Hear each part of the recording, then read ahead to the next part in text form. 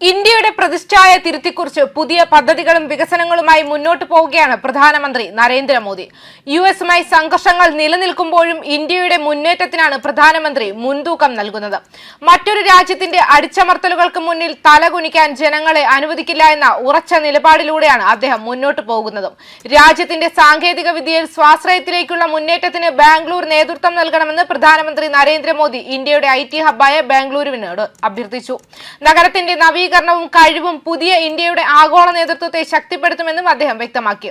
Garden സിറ്റിയിൽ 3 പുതിയ വന്ദേ ഭാരത് ട്രെയിനുകളുടെയും പുതിയ മെട്രോ ലൈനിന്റെയും ഉദ്ഘാടനത്തിന് ശേഷം സംസാരിച്ച പ്രധാനമന്ത്രി മോദി നവ ഇന്ത്യയുടെ ഉദയത്തിന്റെ പ്രതീകമാണ് ബാംഗ്ലൂർ എന്ന് വ്യക്തമാക്കുകയും ചെയ്തു. ആഗോള IT ഭൂപടത്തിൽ ഇതിനെ ഉൾപ്പെടുത്തിയതിന് അവിടുത്തെ ജനങ്ങളെയും അദ്ദേഹം പ്രശംസിക്കുകയും ചെയ്തു. 21ാം നൂറ്റാണ്ടിലെ ഏറ്റവും വലിയ ആവശ്യങ്ങളാണ് നഗരാസൂത്രണവും അടിസ്ഥാന സൗകര്യങ്ങളുമെന്ന് മോദി ഊന്നിപ്പറയുകയും ചെയ്തു.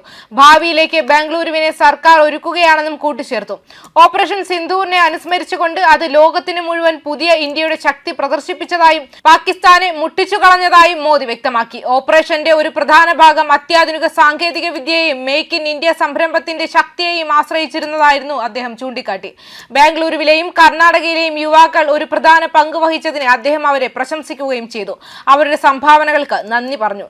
കർണാടക മണ്ണിലേക്ക് കാലെടുത്ത് വെക്കുന്നത് സ്വന്തം നാട്ടിലേക്ക് മടങ്ങുന്നത് പോലെയാണെന്ന് മോദി പറഞ്ഞു.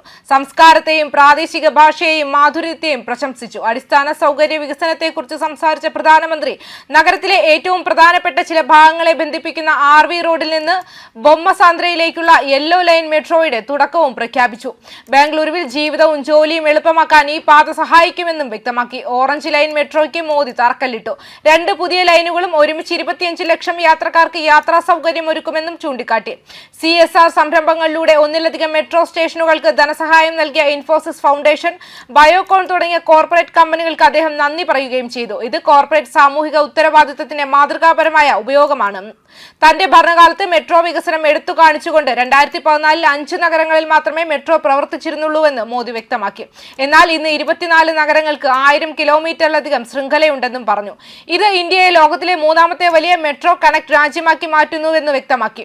അടിസ്ഥാന സൗകര്യങ്ങളെ സാങ്കേതിക വിദ്യയുമായി ബന്ധിപ്പിച്ചുകൊണ്ട് ഡിജിറ്റൽ ഇന്ത്യയുമായി കൈകോർത്ത് പുതിയ ഇന്ത്യയുടെ യാത്ര പുരോഗമിക്കുമെന്നും പറഞ്ഞു. ഡിജിറ്റൽ വിപ്ലവം എല്ലാ പൗരന്മാരിലേക്കും എത്തിച്ചേരുന്നുവെന്ന് ഉറപ്പാക്കുക എന്നതാണ് ലക്ഷ്യമെന്നും വ്യക്തമാക്കി. ഈ സ്വപ്നം യാഥാർത്ഥ്യമാക്കുന്നതിൽ ബാംഗ്ലൂർ നിർണായക പങ്ക് വഹിക്കുന്നു. ഇപ്പോൾ നമ്മൾ ടെക് ആത്മനിർഭരാകാൻ ആഗ്രഹിക്കുന്നു. ഇന്ത്യൻ ടെക് കമ്പനികൾക്ക് ആഗോളതലത്തിൽ ഇതിനകം തന്നെ അവരുടെ മുദ്ര പതിപ്പിച്ചിട്ടുണ്ടെങ്കിലും ഇപ്പോൾ ഇന്ത്യയുടെ സ്വന്തം ആവശ്യങ്ങൾക്ക് മുൻഗണന നൽകുന്നതിനാണ് ശ്രദ്ധ കേന്ദ്രീകരിക്കുന്നത്.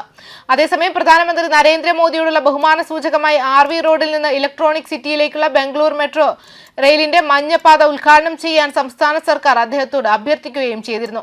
ഇന്ന് യെല്ലോ ലൈൻ ഉദ്ഘാടനം ചെയ്തു. പദ്ധതി ചെലവിന്റെ 80% സംസ്ഥാന സർക്കാരും 20% കേന്ദ്രത്തിന്റെ BJP സർക്കാരുമാണ് വഹിച്ചത്. ചില സ്ഥലങ്ങളിൽ കേന്ദ്രം 11% മാത്രമേ ചിലവഴിച്ചിട്ടുള്ളൂ. പ്രധാനമന്ത്രി മോദി RV റോഡ് മെട്രോ സ്റ്റേഷനിൽ ബംഗളൂർ മെട്രോയുടെ യെല്ലോ ലൈൻ ഉദ്ഘാടനം ചെയ്തുകൊണ്ട് ശിവകുമാർ മാധ്യമപ്രവർത്തകരോട് വ്യക്തമാക്കി. കേന്ദ്രം കർണാടകയെ പൂർണ്ണമായും അവഗണിച്ചു. പക്ഷേ പ്രധാനമന്ത്രി നരേന്ദ്രമോദിയെ ബഹുമാനിക്കാൻ മെട്രോ യെല്ലോ ലൈൻ ഉദ്ഘാടനം ചെയ്യാൻ ഞങ്ങൾ അദ്ദേഹത്തോട് അഭ്യർത്ഥിച്ചുവെന്നും അദ്ദേഹം കൂട്ടിച്ചേർത്തു. ഭൂമി ഏറ്റെടുക്കലിനും അടിസ്ഥാന സൗകര്യങ്ങൾക്കുമായി കർണാടക സർക്കാർ പണം നൽകിയതായും വ്യക്തമാക്കി. ന്യൂസ് ഡെസ്ക് കർമ്മ ന്യൂസ്.